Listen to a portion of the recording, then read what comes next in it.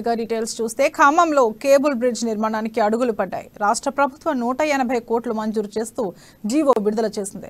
BRS ఆవిర్భావం తర్వాత ఖమ్మంలో నిర్వహించిన తొలి బహిరంగ సభలో కేసీఆర్ ప్రకటించినట్లుగానే నిధులు మంజూరు చేశారు.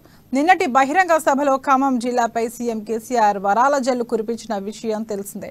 ముఖ్యమంత్రి ప్రత్యేక నిధి నుంచి జిల్లాలోని 589 గ్రామ పంచాయతీలకు 10 లక్షల రూపాయల చొప్పున ప్రకటించారు. పెద్దతాండ, కల్లూరు, ఏదులాపురం, కల్లాల, నేలకొండపల్లి మేజర్ గ్రామ పంచాయతీలకు 10 కోట్ల రూపాయలు ఇవ్వనున్నట్లు చెప్పారు.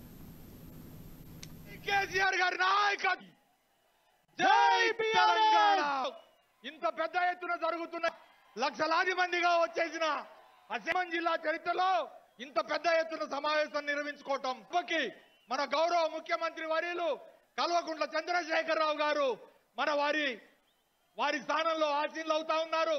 వారితో పాటుగా వేదిక మీదకి సాధారణంగా